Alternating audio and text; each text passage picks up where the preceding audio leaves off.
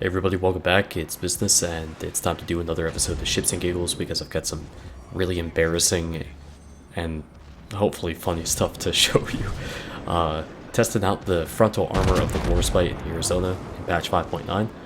7 bounces, so yeah, it's certainly working pretty well. Warspite definitely seems a lot more resilient, at least frontally. The side, I can't really say too much about that.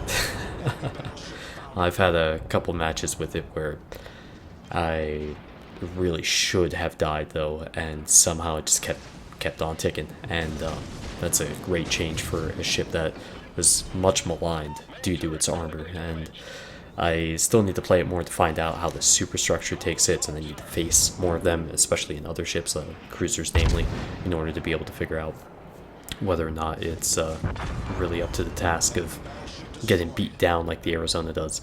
So in the Clemson, take out the Ishizuchi, spot the Congo, and it's time to do what I do best. And at least when it comes to destroyers like this with the Clemson, you gotta go YOLO, or in this case Yoko. You only kamikaze once. So have the torps that are dropped by my carrier, and I squeak these in at just the right angle in time to get all 6 of them on the Congo and wreck him. Oh, that felt good. And since we're beating up on Congos, how about we take a look at some Texas footage here, which, like I said, this is a pretty damn solid ship when it comes to the guns. It can definitely dish out some serious punishment, especially the equal tier battleships. You know, the Congo isn't exactly a very heavily armored battleship. When it's angled frontally, it actually can do pretty well, but when you start showing that side, ooh man, you can really start giving up a whole lot of your health pool. Now this guy takes a page out of my book, but he goes a step further, and he accelerates and goes pretty much as fast as he can into the into the island. So I just started cracking up when I saw that. That was so funny, and it actually makes sense. If he ran into it faster, he'd be able to reverse faster as opposed to trying to get out of the way, because I mean he was screwed anyways. But and that type of range there with against the other Texas is right where the Texas can do the most damage, right in that like 8 to 12 kilometer range. Oh my god, that thing is just brutal. Nice 20,000 damage salvo. Now switching over to the Minikaze. You know, despite having concealment expert, I still get spotted quite a lot, so don't ask why I got that close. I think I only just realized that he was angled in and actually cutting down on the distance between me and him faster than I realized, so that's why I got my turn off way too late. But he did a good job hitting me there, but he doesn't do a good job of reacting at all to the torps. I mean, how do you even explain that? I mean, that's incredible. He just took all 6 torps that, I mean, he knew I was there and everything. That's ridiculous. So he's coming up through the channel here on the, well, going at least north to his cap through the 8 line, and dump off a set of torps and swing back around, drop my remaining set of torps against the New Mexico. So sure enough, that guy's still coming. And any moment now he's going to pop up. There he is. I think he actually learned to adjust his throttle, but he didn't even bother turning again. So, no surprise. One of my torps does end up hitting the New Mexico there, so getting some flooding damage here because apparently he had just put out a fire or 2 or something. So that flooding damage is still ticking away, and it's time to say screw it. I got my torps reloaded. I had slowed down just to make sure that I was going to be able to have those. I do no damage. All of my shells broke up on impact, but the flooding got him, and now Yevny is going to go ahead and start harassing me with AP, and it's just not nice to be shooting me like this. I mean, I'm trying to do him a favor and get rid of these bad battleships off of his team, and the guy just, you know, decides to shoot? That's just rude. So, get a second salvo and finally finish him off. Alright. Now, that whole straight line thing, as you've seen before in other videos, actually I think the Minikaze review where that Bliss was going perfectly straight and everything and ate the torps. It's not just exclusive to battleships. This Isokazi inexplicably, I mean, I knew he was up here and I was going to go up there and detect him. He decided to fire, and it happened to be within my torpedo range. So I decided to go ahead and dump those, and it doesn't look like he's making any type of course correction. And sure enough here, in just a moment, he's going to pop back up. And it looks like the torps will be remaining true, and so will he. Cool guys don't look at explosions. Enemy destroyer foundered. But when it comes to the Arizona, and this is a ship I'll be playing a lot more. I mean, I did just post the overview of it yesterday. I mean, this is such a damn solid ship. In this match, I haven't done much of anything, but I'll tell you one thing that cool guys look at. It's double strikes. Line up the Pensacola, line up the New Mexico, and ding ding, ding. Hell yeah. Very simple one, but I tried to make sure I set that up. I was trying to spread the damage out just enough because that match was just pretty much a waste for me. So you know how I said stupid things would happen in this? Like me being an idiot, that was one of them. Just lost almost half my health to an Iowa, and I mean, I knew it was going to happen, but it was either that or I continue forward and eat these torps. This is my very first match on this map. I don't even know what the hell it's called, actually. And I'm in the Iowa. I've got Swagger with me and Donald J. Trump, of course, in his Lexington. The amazing thing is Swagger he's going to do some serious crap here. The enemy Iowa is actually having to turn out right in front of Swagger because of the friendly torps from his Fubuki. Now here come the shells from Swagger right there. Goodbye. No more Iowa. So now a Yamato is going to join the fray. And you see Swagger up ahead. He's heading straight south. And I am running along here. I've got the speed flag on and everything, so I can hit over 34 knots in this Iowa, which is a phenomenal speed. When you really think about that, I mean, you're right up there with the cruisers and whatnot, but it's just amazing just how quick this can actually go. And you know, the way you could pursue ships is incredible with this. But the Yamato and I are trading some blows, and naturally he's in a better position to be able to do the damage, at least initially, but he's going to start flattening out a little bit and showing me his side. But as you can see, Swagger is moving up on his left flank there, and I've got a decent shot here coming up on his side, and he does a little bit of damage to me, about 10,000. I do a fair bit back, but Swagger takes out the rest of him. Holy shit, that was such a good salvo. So we move forward, and there's a few things happening here. One, there's a not very friendly Fubuki that he's going to lay down some torps, so I got to make something happen here. I got my third turret in against the Izumo, who happened to beach, I guess. There's a lot of beaching going on in this match, and there's something that you don't see just off to my left, and that's a Des Moines. There's a couple things that are going to happen here. One, the Shokaku is going to go ahead and beach as well, so I can't tell you how happy I was to see something like that. But the thing is, I don't have to worry about him. I do have to worry about the Izumo, and I really should have been worrying a lot more about this Des Moines, because this has got to be one of the most stupid things I've done in a very long time. Instead of slowing down and cutting in just a little bit to the left, I decided to go broadside to a yeah, we just exchanged like 26,000 damage salvos on each other. So stupid of me.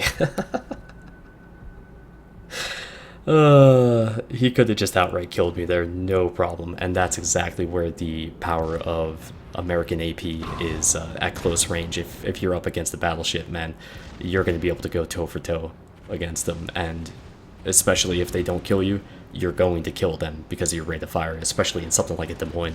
That 8-inch AP is no joke, especially when you're able to dump out, 90 rounds a minute. I mean, that's completely nuts. So I'm down to almost no health, and I did land a nice salvo on the Shokaku. I was hoping to kill him outright. I'm now down to 200 HP, right? All these secondaries are going off, trying to hit everything they can, and I am not at really much of an angle to be able to do anything to the Izumo, so I decided to switch back to the Shokaku, see if I can knock him out, and I'm setting up a ram here, hoping that I can get in close enough, and unfortunately I'm not able to knock the Shokaku out, but Telegram Sam manages to clean up after me, and I'm getting so close, but shells go into my superstructure, and unfortunately take my chance of doing the ram, a glorious ram death there away from me, but Telegram Sam in his Hindenburg decides to continue the mop-up phase and launches his portside torps at the Izumo and manages to knock him out too. This was actually a crazy match. We did end up winning that, even with War Beast D on our team. So that was unexpected. A couple things to draw attention to here. One, yeah, that's a dead Mayhem, but up to that point, I only had 5,300 damage in this match, 6.5 minutes in the Colorado. And the Cyclone, we just got the warning for that, right? But if you take a look at my teammates, they're all behind me. There's no reason to continue south like they keep doing. They need to get over towards their cap. And for some reason, and this keeps happening, I end up in front, having to deal with the destroyers when other people should be doing that instead. I mean, again, 3 destroyers way out of position, and the Colorado, the slow, lumbering Colorado is the one that has to take the point. I mean, that just doesn't seem right. But I'm doing the job that nobody else is doing, apparently. The Nagato here was pestering me quite a bit, and he was actually doing a pretty good job of keeping me on fire from time to time, and the enemy carrier was definitely focusing me quite a bit. The Hatsu that you saw pop up is definitely my concern, so that's why I kind of looked over to my left there, trying to make sure that my guns were pointed that way and oriented that way when we started to move into the cap. I've got Mindy Storm here helping me out, and he's going toe-to-toe here against the Hatsu and trying to get some stuff done now too. And he's going YOLO, of course, so get my rear turrets off, finish off the Hatsu, so I'm 3 for 3 against the enemy destroyers. Feels pretty good. Unfortunately, what doesn't feel good is always being on fire. Now there is just this last destroyer remaining, and I decide to switch over to the Nagato because I figure I'm better suited to go after him than the destroyer right now, and gotta get something done. Thankfully, I get a 34k salvo on him and knock him right out. So that felt fantastic, and I'm just sitting here waiting on the cap. I get bombed, and check this out. Here come the torps. I should be dead.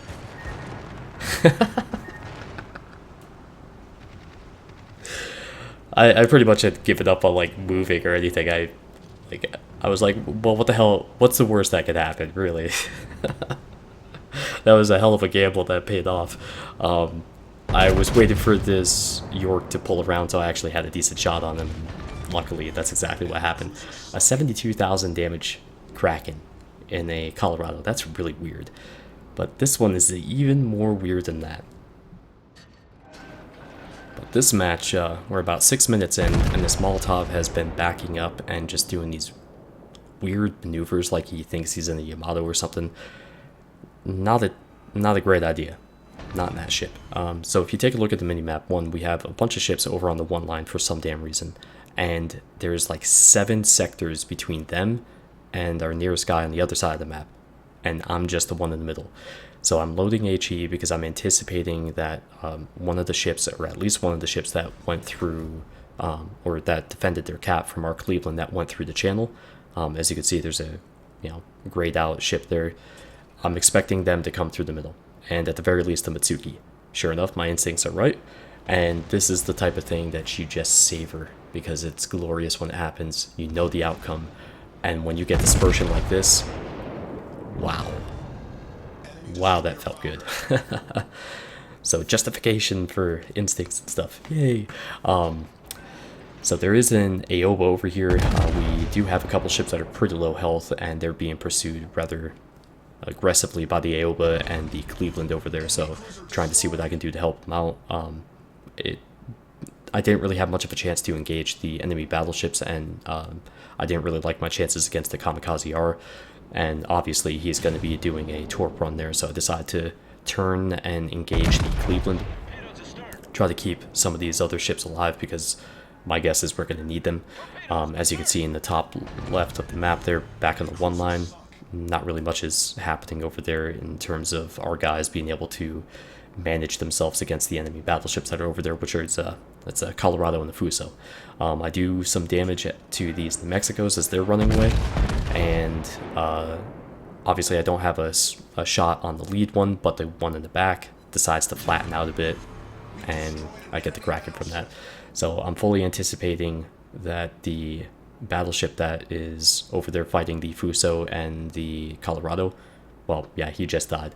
So now we're down by 5 points, and we're running out of time. We're under 6 minutes. The Farragut is going after the New Mexico here, and what I'm trying to get him to do is basically stop firing, go dark, and just get on their cap so we can at least get the lead back, to stop their points from ticking up, and give us a chance that if it comes down to it, if we can lose, if we lose a few ships or whatever, that we can still win. Because once I saw the health on these battleships, I was like, yeah, this is going to be easy. I should have had HE loaded there. Yeah, New Mexico is not going to do much frontally to a Fuso, if anything at all. And apparently, against the side of a Colorado, it's really not going to do much of anything when the dispersion's like that. So that was pretty crappy. But I have my back turrets loaded and ready, and he's starting to... It looks like he's kind of trying to turn around back to his right, but it doesn't really matter. He's dead. Got a Citadel of all things there. And I do switch back to HE, get my turrets going here, and get the Confederate with my 7th kill. I'll pay attention to a couple things. I'm at 90,000 damage, right? Our Farragut just died, but he did just set a fire on the New Mexico. And there he is, with all of 71 HP remaining. So there's only a few seconds left in the match, and by the time the shells hit to secure the 8th kill, yeah, 15 seconds left. That is the lowest 8 kill, or the lowest damage 8 kill match I've ever had. So, yeah, didn't expect that at all, but it was clean up on aisle 8 pretty much the whole time. It was just ridiculous. I'm in a match with Sneak Shot and Hendo STG here. I screw up by aiming for the lead Nagato with my front turrets. I didn't really think the torpedoes were going to hit. I thought they were like further behind, but I missed out on the chance of doing a lot of damage here to the second Nagato that was coming up. Now, let's see, Sneak Shot is trying to just get the hell away from the secondaries of the Nagato, and as you can see, they're dumping out a lot of firepower there, and then he gets his main batteries involved too. So I'm bringing my rear turrets around, get some damage there, and waiting for my front turrets to finish up. And I know this guy's going to go for a ram, so I'm just trying to do what damage I can, and I get another 10k. Alright, so controlling my throttle a bit, I'm starting to accelerate a lot more, and I'm going to start right about now bringing my rudder in. So I'm going to turn right, and because it looked like he wasn't able to turn to his right to try to ram me effectively, so just slide right on by him. Luckily, the Nagato's not a very quick ship either.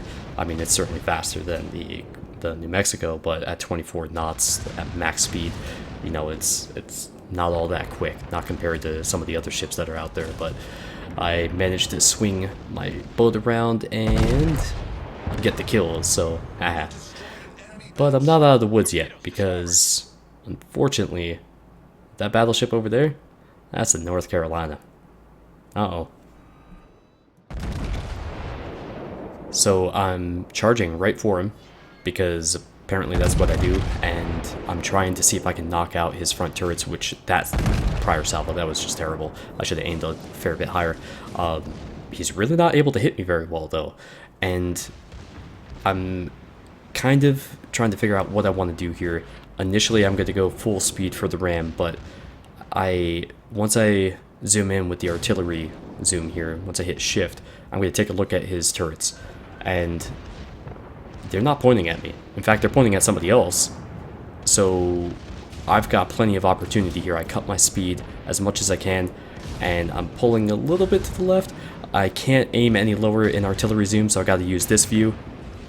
And all 12 shells penetrate for the kill. Battleship sunk. I did not expect that.